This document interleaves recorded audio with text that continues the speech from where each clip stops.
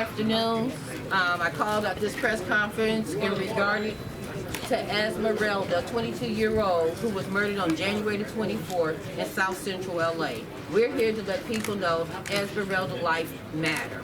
And we want to thank the Harbor City community for getting out here and putting this magnificent event on to let the community know and the world know Ezmeralda life matters. First and foremost, we'd like to bring Tim, one of the community people running for city council, up to speak for a moment.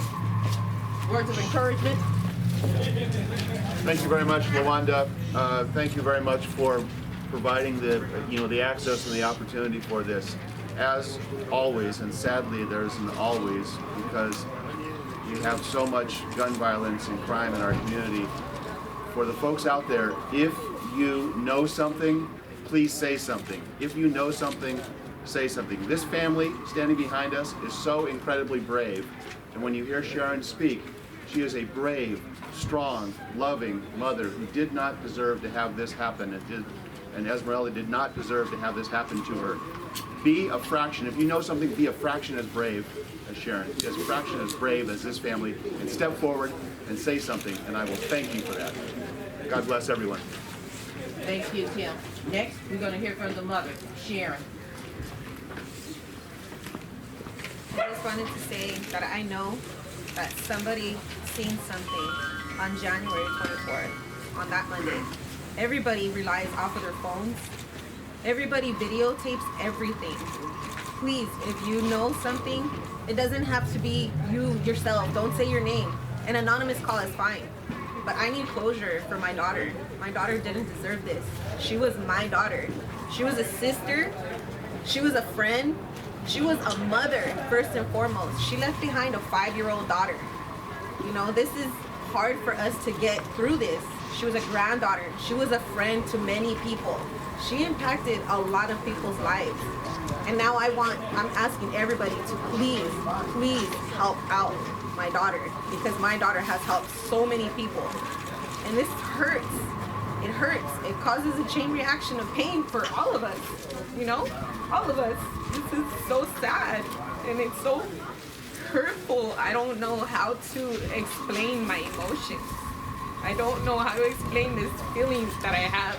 But if it was turned around and the shoe on the other foot, I would do anything that I can possibly do to help out another family, because we need justice, and I'm not gonna let my daughter be unknown. I want the world to see my daughter, because my daughter was beautiful. My daughter didn't deserve this. She needs to be noticed, and people need to open their mouths and say something. And I'm gonna do everything I can possibly do to fundraise for money for her. That's why we're here today, doing this fundraiser for her, because we don't expect these things to happen. We don't plan for our children to be murdered.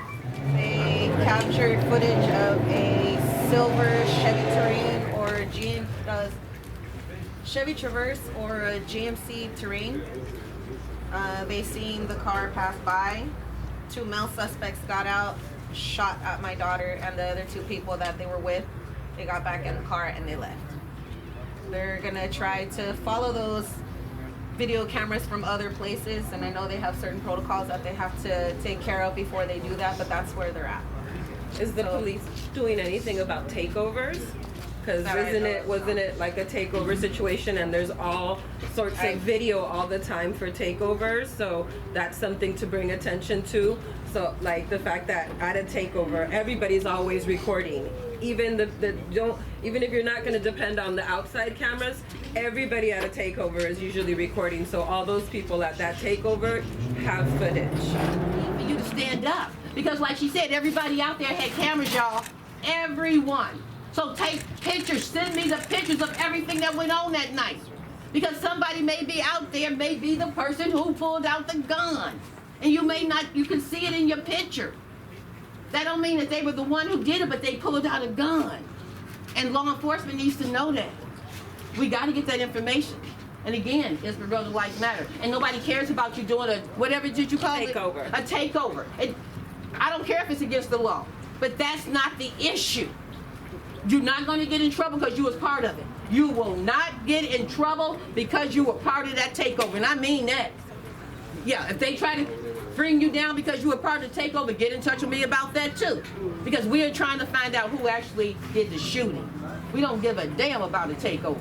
Is that area known? Bring Teresa up here.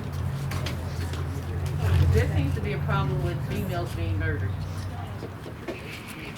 Teresa, my daughter was murdered in 2003. Haven't found the killer yet.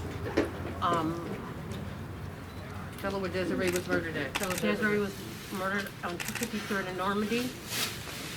She had a friend with her. It's still hard. It's still hard, no matter if they find the killer. It's still hard because you lost somebody. And I know exactly how she feels. How old They was do not- Desiree? How old was She had Desiree? just turned 15. And like this is there's no words. There's no words. I'm still hurting. It's going to be 18 years this year. She would have been 34 years old this year. And there is nothing. There's nothing no more. So I know how she feels. I really do. These killings have to stop. Too many females in our community are being murdered. Last month alone, in January, there were 10 females murdered here in LA County, compared to last year where we only had 8. This is unacceptable. We can't allow this to continue to go on. And all our females' lives matter. And we want people to know Ezmeralda's life did matter.